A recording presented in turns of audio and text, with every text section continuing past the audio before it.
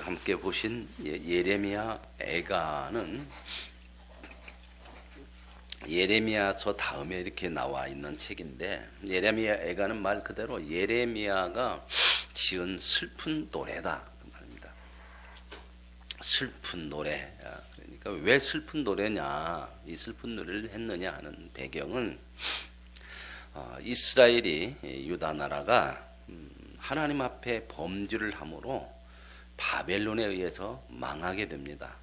그래서 나라가 망해서 다 빼앗기고 파괴되고 포로로 잡혀가고, 그들이 가장 그 귀하게 여겼던 성전마저도 완전히 다 파괴돼서 하나님을 예배할 수도 없는 나라 잃은 그러한 처참한 상황 속에서 예레미야가 그 파괴된 나라와 성전을 보면서 슬퍼하는 노래입니다. 그래서 이 노래 속에는 슬픔과 회개와, 그리고 뒤에 부분에는 그 속에서 또 하나님께서 회복시킬 것이라고 하는 희망을 가진 그런 노래가 이 예레미야 애가입니다. 우리가 이제 예루살렘의 멸망, 하나님의 성전에 파괴된 것에 대해서 이렇게 가장 적나라하게 그 현실과 슬픔을 노래한 책은 이 예레미야 애가밖에 없습니다. 그래서 이 책의 이름이 애가다.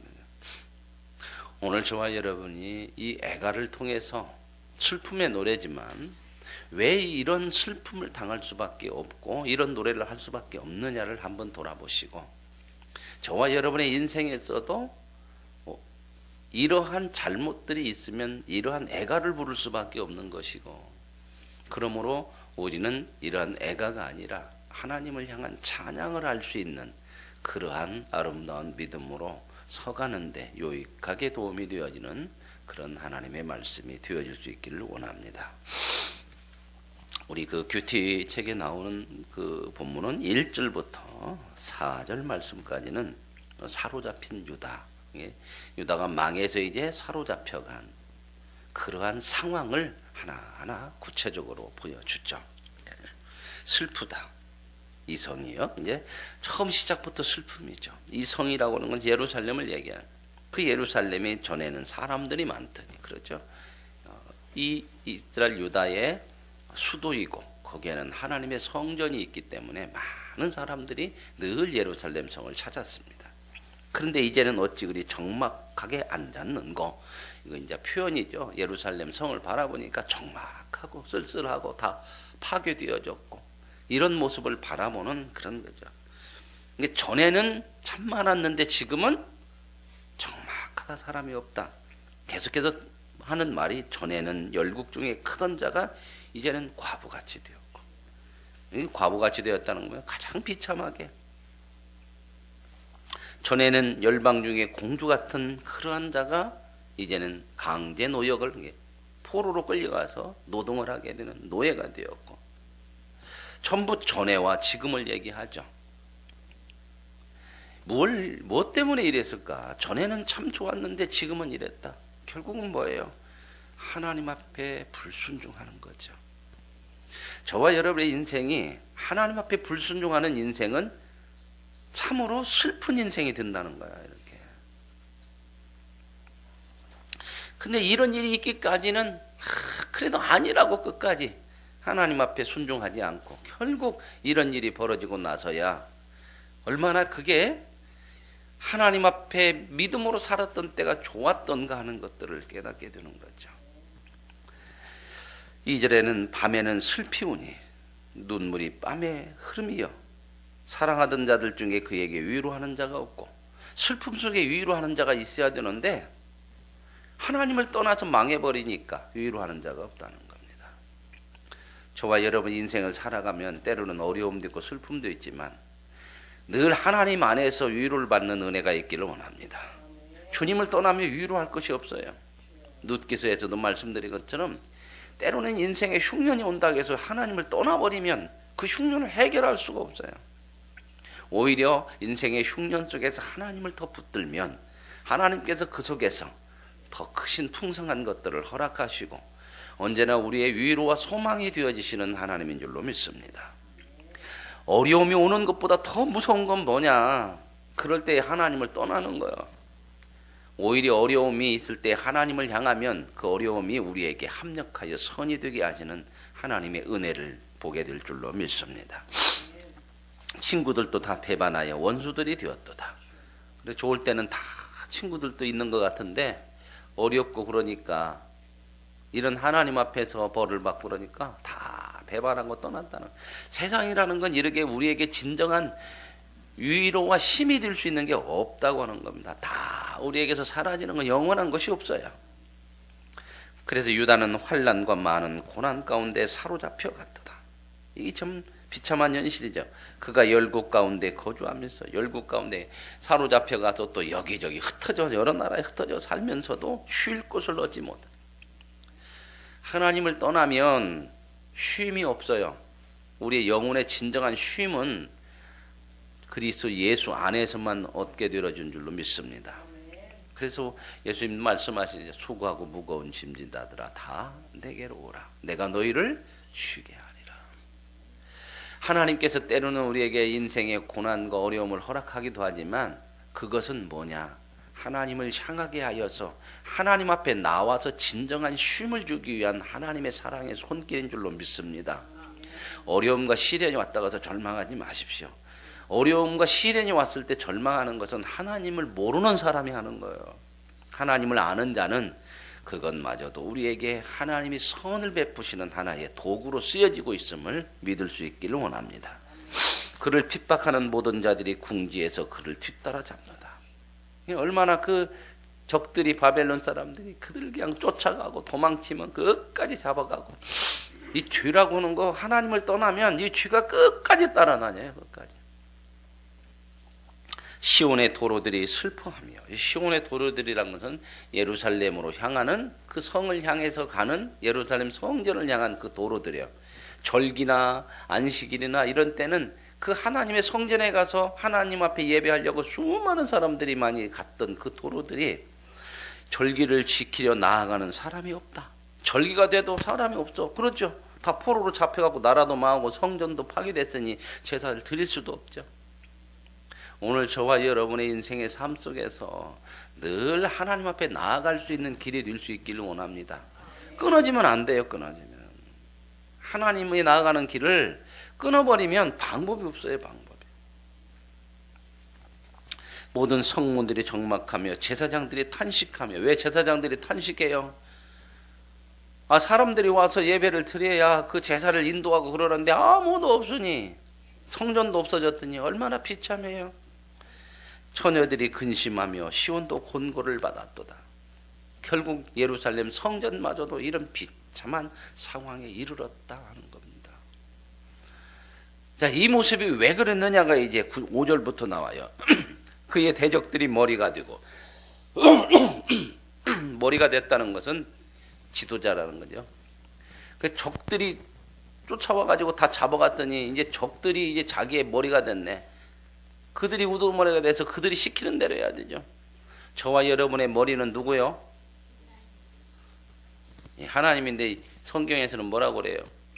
우리는 몸이고, 몸에 우리는 지체고, 머리는 누구요? 예수 그리스도잖아요. 그분이 이끄시는 대로 살아가야 되는 거거든요. 근데 그분이 이끄시는 대로 살아가지 않으면, 주일날 말씀드린 것처럼 하나님의 통치를 받지 않으면, 하나님의 다스림을 받지 않으면 꼭 누가 다스리느냐?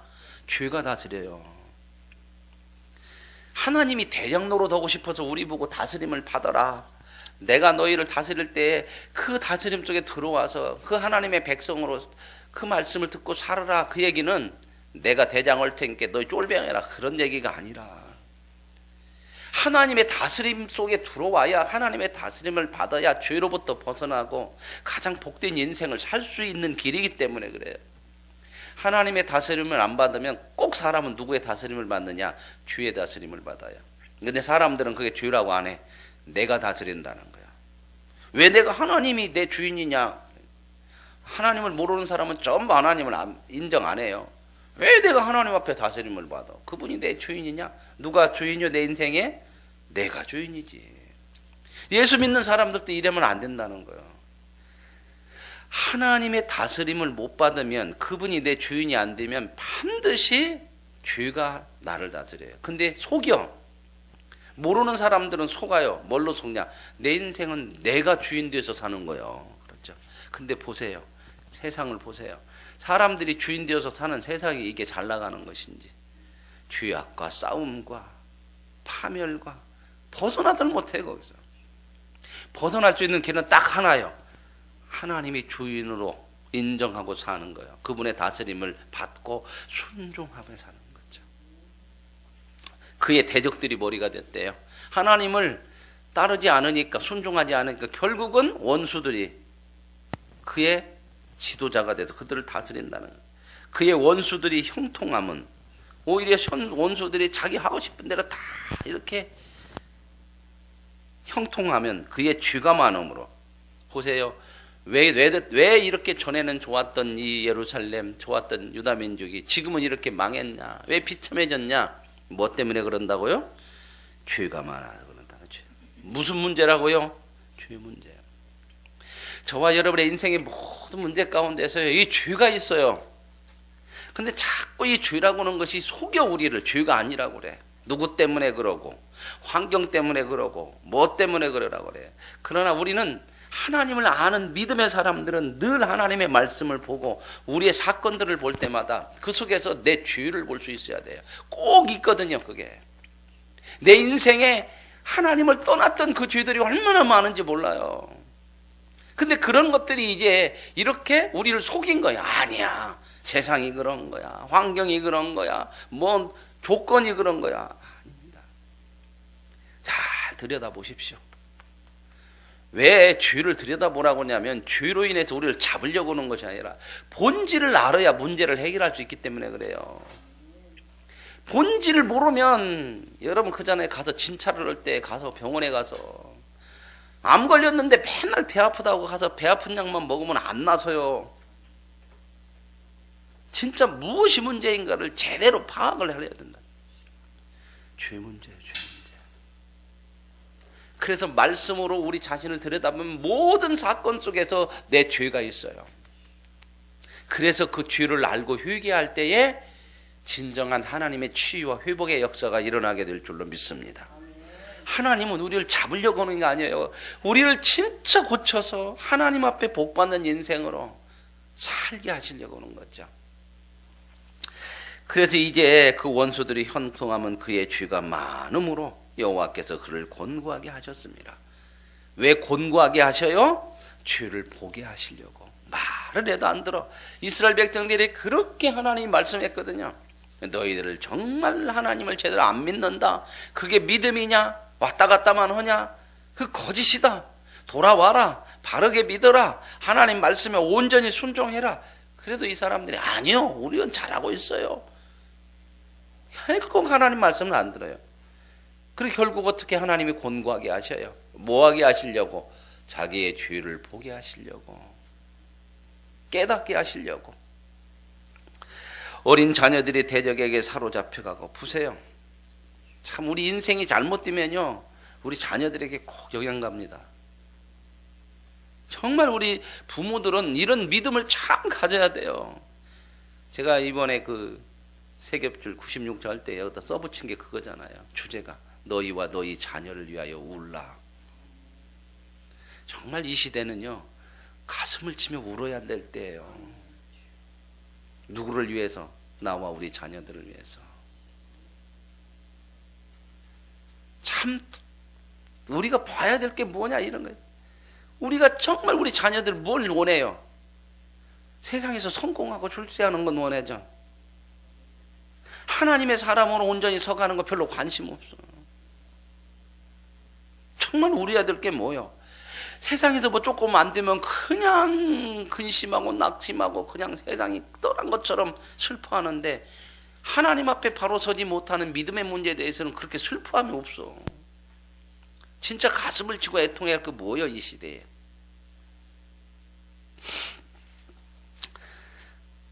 딸 시온의 모든 영광이 떠나가며, 죄는요 우리를 하나님의 영광에서 다 떠나가게 해요. 그래서 결국은 조속거리가 되게 한다는, 비웃음거리가 되게 해요. 이 내용이 그 얘기예요. 그의 지도자들은 꼴을 찾지 못한 사슴처럼 뒤쫓는 자의 힘 앞에서 힘없이 달아났다. 그들을 인도하던 지도자들도요, 이런 바벨론이 쳐들어오니까 다 조살겠다고 도망가 버렸어요.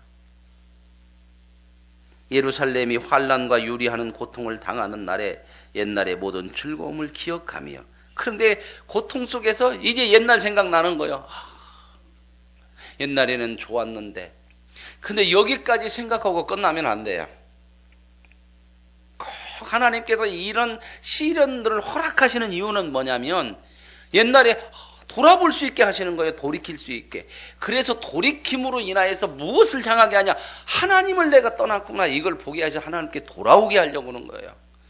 탕자의 비유 알죠? 집 나간 아들 아버지한테 재산 돌라고 해서 기어이 지 맘대로 하겠다고 재산 갖고 나갔죠. 나가서 지 맘대로 다 써갖고 다 망했어. 그랬더니 돼지 먹는 먹이조차도 먹을 수가 없으니까 너무나 비참해지니까 옛날 생각이 나는 거예요. 아, 옛날이요, 우리 아버지 집에서는 먹을 것이 풍성했는데. 근데 여기서 끝나면 안 돼요. 그러니 내가 이제는 아버지한테 돌아가서 아들이라고는 못해도 내가 종살이라도 아버지 앞에 해야겠다 하고 돌아가겠다고 할 때에 이게 소망이 드는 거예요. 저와 여러분의 인생에서 때로는 어려움이 오고 시련이 올 때마다 늘 옛날을 생각하는 것은 좋은데 그것으로 인하여서 하나님께로 돌아가는 데까지 나아갈 수 있기를 원합니다. 그러면 복이 돼요. 그러면. 근데 어떤 사람들은 힘들고 어려우면 이제는 뭐래, 옛날 생각하면 옛날에는 안 그랬는데 원망하고 불평하고 더 하나님을 떠나는 사람이 있어요. 그건 뭐예요? 소망이 없는 거예요. 하나님이 지금 이 곤고함을 통해서 하나님을 향해서 돌아와서 그 모든 것들이 회복되어지기를 원하는 하나님, 그 하나님을 여러분들이 기억하시고 늘 만나실 수 있는 은혜가 있기를 원합니다. 우리와 우리 자녀들을 위해서 울을 때에 하나님을 만나는 눈물이 되어질 수 있기를 원합니다. 그러면 눈물이 기쁨이 되게 하신다는 거예요. 눈물을 흘리며 씨를 뿌리러 나가는 자는 기쁨으로 단을 거두어 가지고 돌아오게 하신다는 겁니다. 하나님의 목적은 이거예요. 그러니까 우리는 슬픔과 시련 속에서도 절망할 수 없는 사람들은 바로 성도들이란 말입니다. 그래서 여기서 이제 그거 나오잖아요. 고통당하는 날에 옛날의 모든 즐거움을 기억하며 그의 백성이 대적의 손에 넘어졌으나 그를 돕는 자가 없었고, 그런 이런 상황이니까 엄단 대적들은 그 멸망을 비웃는도다.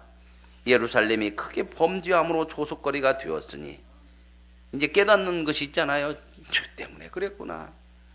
전에 그에게 영광을 돌리던 모순 사람이 그의 벗었음을 보고 업신여기며 그를 탄식하며 올라가. 발가벗은 것처럼 부끄러움이 우리에게 온다는 거죠. 죄로 인하여서. 그래서 이제 9절부터가 희망적인 내용이에요. 그의 더러운 것이 그의 옷깃에 묻어 있었으나, 보세요. 하나님이 말씀해서 나라가 망하기 전까지 사인이 있거든. 야, 돌아와라. 10년 전에 나라가 BC 587년에 멸망을 해요. 이 유다 나라가. 근데 597년 10년 전에 1차 포로로 한번 잡혀갔어. 바벨론에 침공해가지고. 정신을 차려야 되거든요. 그때 사인이 왔으면. 그죠? 그런데 여기 보세요. 그의 더러운 것이 옷깃에 묻었지만 그의 나중을 생각하냐. 계속 야, 이러다가 망하지. 이거 하나님 앞에 이건 책망이구나. 내가 돌아가야 되구나. 이렇게 생각하고 돌아와야 되는데 안 돌아오고 나중 생각 아니야. 그냥 계속 자기 길로 가는 거예요. 그랬더니 어떻게 해요? 결국 망한다. 그 얘기예요. 그의 더러운 것이 그의 옷깃에 묻어 있으나. 오늘 저와 여러분이 죄 가운데 때로는 있고 생각날 때마다 그때 바로 회개하고 돌아올 수 있는 은혜가 있기를 원합니다. 나중이야 뭐야 이게 아니요. 근데 꼭 우리는 어떻게 해요? 망하고 나서 꼭 하려고 그러면 망하고 나서. 모를 때는 망하고 나서지만 그래도 몇 번 이제 망하고 나면 그 다음부터는 알아채야죠. 그죠? 하나님 앞에 기도함으로 그래야 하잖아요. 흔히 그런 얘기죠. 쿵하면 이제는 뭔 소리인지 알아야 돼요. 호박 떨어지는 소리구나. 이게 그런 느낌이 와야지. 느낌이. 하나님 앞에 늘 가까이 함으로 하나님의 음성을 늘 듣고 하나님의 음성에 예민할 수 있는 우리의 영혼이 되어줄 수 있기를 원합니다. 죄에 대해서는 민감해져야 돼요. 그러므로 놀랍도록 낮아져도 결국 나중 생각 안 하니까 이런 사인이 와도 계속 가다가 바닥으로 낮아질 때로 낮아져도 위로할 자가 없도다. 그래서 이제 여기서 이제 소망이 되어지는 게 이거 예레미야가 뭐라고 하냐면 여호와여 원수가 스스로 큰 채 하오니 나의 환난을 감찰하소서. 이게 기도요. 오늘 저와 여러분의 인생에 살면서 때로는 시련과 어려움이 있을 때 원망 불평으로 가지 말고 내 자신의 죄를 보면서 하나님을 향해서 구하고 회개하고 기도할 수 있는 은혜가 있기를 원합니다. 그러면요 어떠한 시련도 하나님께서 회복하셔요. 오히려 더 복되게 하실 줄로 믿습니다. 대적이 손을 펴서 그의 모든 보물을 빼앗았습니다. 그것으로 한탄하고 있는 게 아니라 그 다음에 중요하잖아요. 주께서 이미 이방인들을 막아 주의 성에 들어오지 못하게 명령하신 그 성수에 지금 이방인들이 들어와 있습니다. 그러니 하나님 이제는 우리를 회복해 주옵소서. 이렇게 기도가 나가는 거예요. 이게 하나님의 목적이에요. 여러분 그러잖아요. 우리가 기도 잘 안 타다가 때로는 어렵고 힘들 때 기도하잖아요. 그렇게 기도하는 사람은 그 소망이 있는 거예요. 근데 그때도 기도 않고 그냥 끝까지 버티는 사람은 이건 소망이 없어요. 위로받을 길이 없다 그 말입니다. 사람은 죄를 이길 수가 없어요. 하나님 앞에 도움을 구하고 하나님이 우리를 붙들어 주실 때만 죄를 이기게 되는 줄로 믿습니다. 11절에 그 모든 백성이 생명을 이으려고 보물로 먹을 것을 바꾸었더니 이게 먹고 사는 것이 이게 심각해지니까 이제 자기 있는 거 다 내어주고 지금도 탄식하며 양식을 구하나이다. 그러면서 여기서 이제 이게 희망이에요. 나는 비천하오니 여호와여 나를 돌보시옵소서. 이게 비천한 것이 아니에요. 이 비천한 것을 아는 거. 내가 죄로 인하여서 이렇게 됐습니다. 하나님 나를 비천하오니 이제 나를 돌봐주옵소서. 이건 비천한 것이 아니라 희망의 메시지예요. 이것이야말로 이 회개야말로 진정한 저와 여러분에게 소망이 되고 능력이 되고 승리가 되고 새로운 하나님의 은혜를 받는 삶의 변화가 되어지는 역사가 일어날 줄로 믿습니다. 오늘 저와 여러분의 인생에도 이런 일들이 참 많아요. 살다 보면 눈물을 흘릴 때 생각지도 않은 일이 일어났을 때 그럴 때마다 우리 자신을 들여다보시고 하나님을 향하면 그 속에서 저와 여러분의 슬픔이 기쁨으로 바뀌어지는 하나님의 손길을 또 한 번 경험하고 살아가는 은혜가 있을 줄로 믿습니다.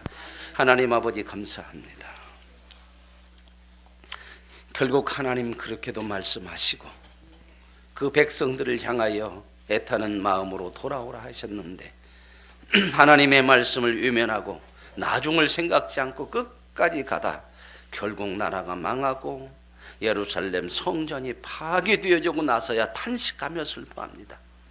그러나 그 탄식과 슬픔 속에서 옛날을 돌아보게 하시고 그 돌봄 속에서 자신의 죄를 보게 하셔서 나는 비천하오니 여호와여 돌아보옵소서. 나는 비천하오니 여호와여 도와주옵소서. 이 소망이 있는 기도가 우리의 인생 가운데 있게 하여 주옵소서. 나를 위로할 자, 나를 새롭게 할 자, 나를 구원할 자, 나를 하나님의 용서하고 소망을 주시는 그분은 하나님밖에 없사오니 하나님을 향한 우리의 인생의 삶이 되게 하여 주옵소서. 예수님의 이름으로 기도합니다. 아멘. 하늘에 계신 우리